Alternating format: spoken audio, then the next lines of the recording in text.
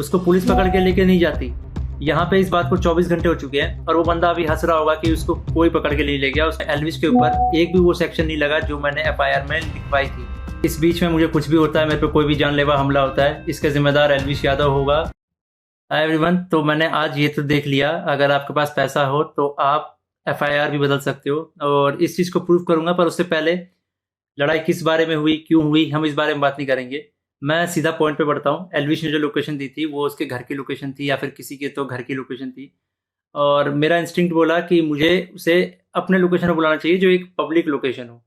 अब मेरे को यही था भाई, जो भी गलतफहमी है डिबेट से सॉल्व करो। अगर आपको लगता है आप सही हो तो आप डिबेट करो, मेरे को लगता है मैं सही हूँ, मैं डिबेट करूंगा। तो कुल मिला के शब्दों से ही जीतना था इस चीज़ को। और मैंने पूरी तैयारी की थी। मैंने वहाँ पे सोफ़ा वोफ़ा सब लगाया था कि जब एल्विश भाई आएंगे तो वहाँ बगल में बैठेंगे, ये वो फलाना ठिकाना।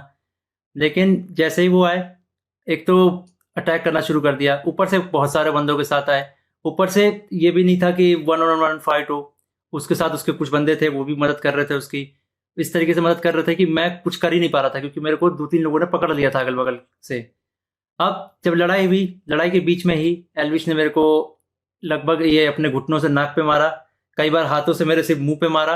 और जब मारा उसके बाद उसने बगल से एक फ़ोन भी उठाया जो दूसरे एंगल पे रिकॉर्डेड है और फ़ोन से मेरे स्पाइन पे मारा। और आप सभी को पता है अगर स्पाइन पे गलती से भी स्पाइन टूटता है तो आप ज़िंदगी भर के लिए लावारिस हो सकते हो, अपाहिज हो सकते हो।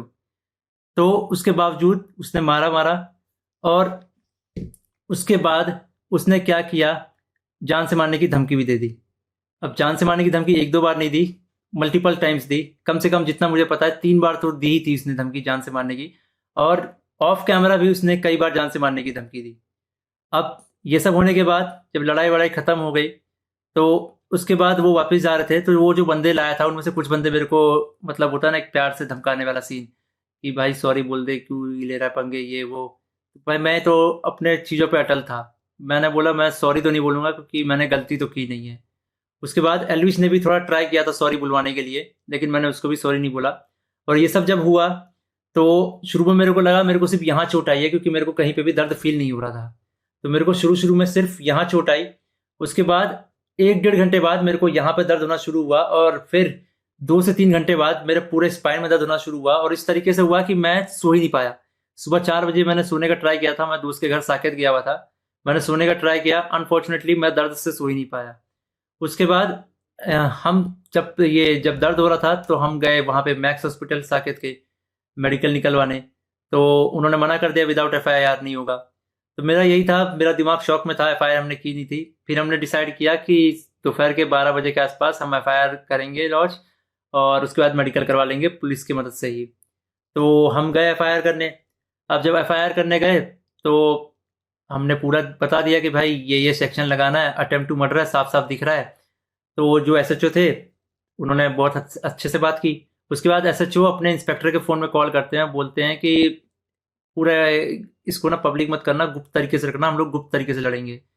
मेरे को तभी डाउट था कि एफआईआर को दबाने की कोशिश की जाएगी और वही हुआ। अभी मैंने एक आर्टिकल पढ़ा जिसमें एल्विश के ऊपर एक भी वो सेक्शन नहीं लगा जो मैंने एफआईआर में लिखवाई थी।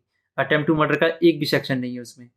तो कुल मिला के मैं क्या समझूं, अगर आपके पास पैसा हो तो आप एफआईआर भी बदल सकते हो। मतलब हरियाणा में इस तरीके से गुंडागर्दी चल रही है कि एक बंदा आता है मारता है और उसके खिलाफ कोई एक्शन नहीं होता, उसको पुलिस पकड़ के लेके नहीं जाती।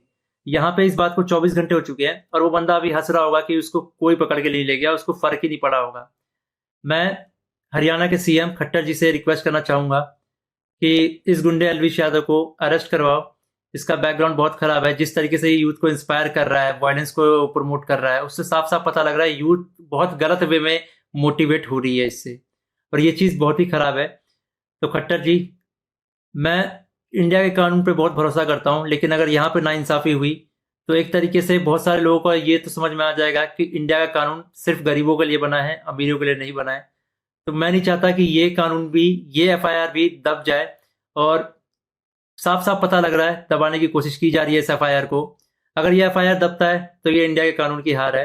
मैं आप लोगों से रिक्वेस्ट करूंगा, गुरुग्राम पुलिस को और खट्टर जी को इस ट्वीट में टैग करो और उनको रिक्वेस्ट करो कि एल्विश यादव को जितनी जल्दी हो सके, इस गुंडे को जितनी जल्दी हो सके अरेस्ट करा जाए। क्योंकि अगर कोई भी ऐसे मार के निकल जाएगा और फिर अपने स्टोरी में डालेगा कि भाई वर्क डन, तो खुल्लम खुल्ला यही है कि वो वायलेंस को प्रमोट कर रहा है और उसको पता है कि उसका कोई कुछ नहीं बिगाड़ सकता। तो एक तरीके से ये इंडिया के कानून की हार है। तो अभी जो मैं एफआईआर लिखवा के आया था, मुझे उसकी कॉपी भी नहीं मिली और मुझे लगता है मिलेगी भी नहीं। बोला तो वैसे सुबह मिल जाएगी, लेकिन आई डोंट थिंक सो, क्योंकि आर्टिकल में साफ साफ दिख रहा है कि एफआईआर के जो सेक्शन है वो बहुत अलग किए गए हैं। तो इंडिया के कानून का मजाक ना बने, तो आप लोगों से एक आखिरी बार रिक्वेस्ट है, सीएम खट्टर जी को गुरुग्राम पुलिस के ऊपर टैक्स अटैक किया जाए, ताकि ये मामले को वो लोग सीरियसली ले। इन द एंड अगर इस बीच में मुझे कुछ भी होता है, मेरे पे कोई भी जानलेवा हमला होता है, इसका जिम्मेदार एलविश यादव होगा या फिर उसके दोस्त होंगे या फिर गुरुग्राम पुलिस होगी, जिसने मेरे एफआईआर को पूरा का पूरा बदल दिया और पता नहीं क्या एफआईआर लिख दिया। और ये ये इंडियन कानून की बेइज्जती है, ये तो मैंने देख लिया। कुछ नहीं भाई, अगर तुम्हारे पास पैसा हो तो कुछ भी कर सकते हो, ये तो मैंने देख लिया भाई।